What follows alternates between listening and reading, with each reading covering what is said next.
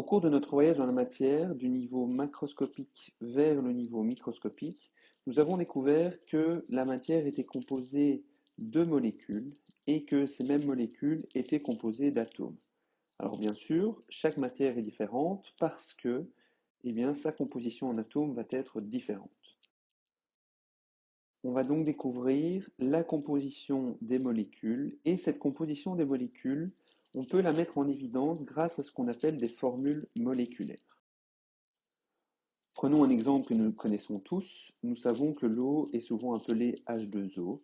Alors ce n'est pas pour rien, parce que H2O est en fait la formule moléculaire de l'eau. Et grâce à cette formule moléculaire, on sait dire que l'eau est composée d'atomes H, qui est l'hydrogène, mais également d'atomes O, qui est l'oxygène. Et donc, la formule moléculaire, c'est en fait l'association des différents symboles atomiques des atomes qui composent la molécule. Voici une liste de différentes formules moléculaires, dont certaines font partie de matières dont vous avez déjà entendu parler. On peut par exemple retrouver ici le chlorure de sodium, NaCl, qui est en fait le sel de cuisine, tout simplement.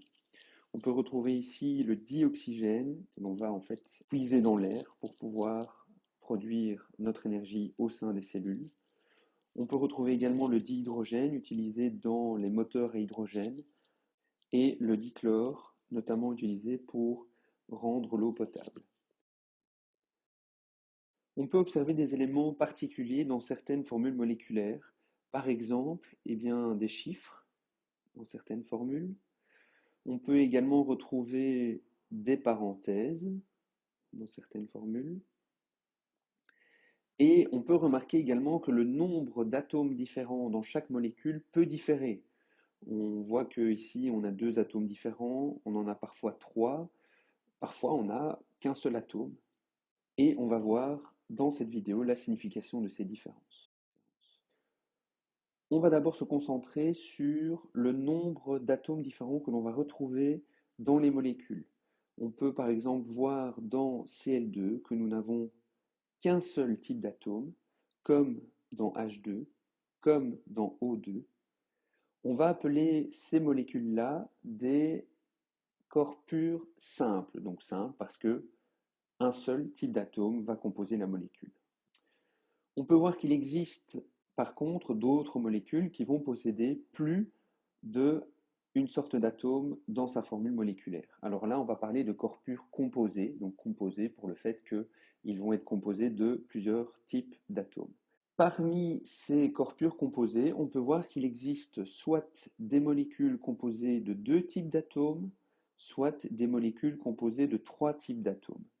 Alors ceux composés comme NaCl de 2 types d'atomes, on va les appeler des molécules binaires ou corps binaires. Par contre, les molécules composées de 3 types d'atomes, on va les appeler des corps ternaires ou molécules ternaires.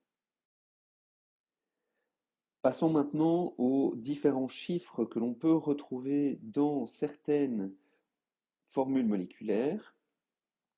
On voit que ces chiffres sont indiqués en indices. Alors c'est l'inverse en fait de l'exposant. Donc quand vous écrivez par exemple en maths x carré, ça c'est ce qu'on appelle un exposant. Ici on est face à ce qu'on appelle un indice. Donc ce chiffre situé en indice va en fait nous donner le nombre d'atomes qui le précèdent, qui composent la molécule. Revenons à notre exemple avec l'eau H2O. On voit ici donc qu'il y a un indice 2 qui porte donc sur l'atome qui le précède, c'est-à-dire l'atome d'hydrogène. Ça veut donc dire que une molécule contient 2 atomes hydrogène, vu que le 2 porte bien sur le H, et un atome d'oxygène, car comme en maths, quand on n'a rien, c'est sous-entendu que c'est un 1, et donc ce 1 porte sur l'oxygène, donc un atome d'oxygène.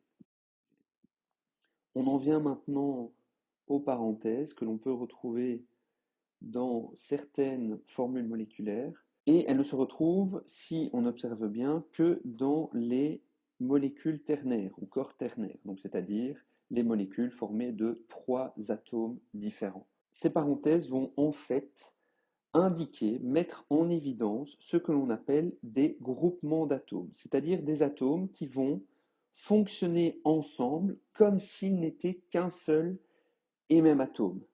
Donc ça veut dire que si on se concentre par exemple sur notre NO3, dans la formule moléculaire HNO3, on pourrait se dire, mais tiens, si on a NO3 tout seul, ça forme une molécule, vu que c'est un ensemble d'atomes. Mais malheureusement, eh bien, ces atomes, lorsqu'ils fonctionnent ensemble, ne sont pas satisfaits. Et donc, pour former la molécule au complet, ils doivent absolument s'associer à un autre atome. On le voit ici par exemple avec OH.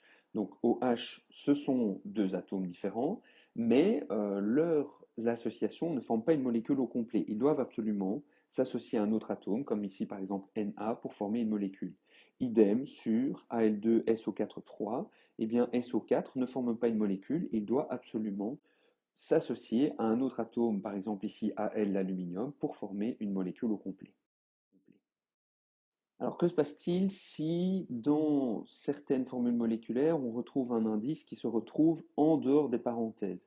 Eh bien, comme en maths, lorsque on a un indice qui se retrouve à l'extérieur des parenthèses, il va porter en fait sur l'ensemble du groupement, donc c'est-à-dire sur l'ensemble des atomes qui composent le groupement. Et donc, il va falloir distribuer cet indice.